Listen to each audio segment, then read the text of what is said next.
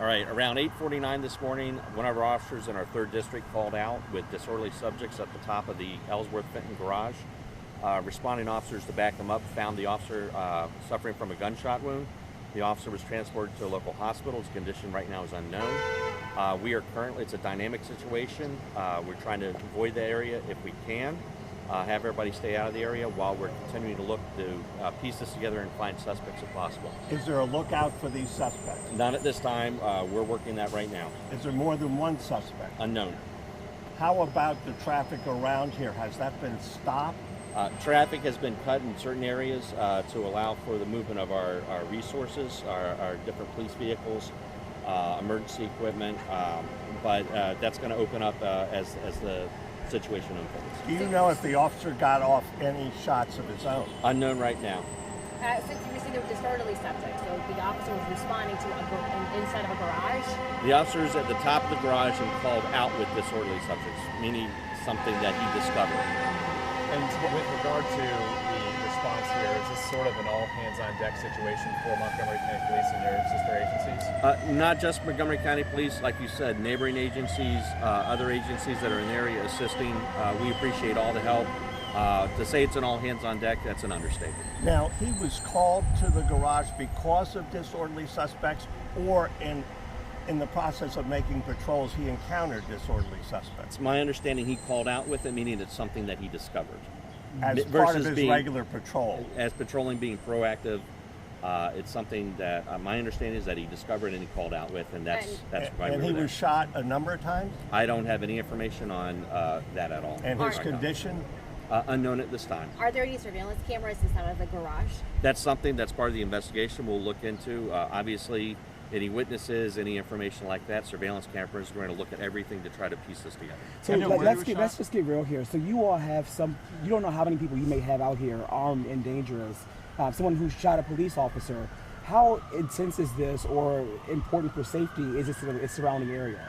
Oh, it's very important. I mean, we were on scene fairly quickly. We locked down the area.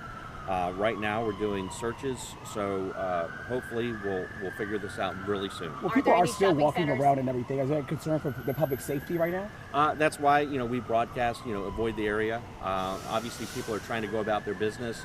That's why we have so many officers down here on the corners, entertaining questions. Hey, officer, what happened? Hey, this is what we're investigating. We're telling everyone to be careful right now. Since there is a manhunt going on, any lockdown in any of the local businesses here, telling people to stay inside or anything like that? I don't have any of the specific businesses, but obviously we are reaching out to the business community and the residential community here to let them know we've got something going on. Did this officer request backup, or were they doing status checks and he just wasn't responding, prompting the backup to go? I have not heard the tape yet or anything, so I'm not sure if I can't answer it at this point. And do you know where he was taken and how? I know it was a local hospital. I don't know which one yet. Was he medevac? I know I saw the helicopter around, but I don't have the information if that was used or not. When something like this happens, I mean, dealing with law enforcement, the type of line of work that you all do, when you hear something like this, I mean, it can't be easy for you all to be dealing with this right now. No, this is one of the hardest things that as a police officer we have to deal with.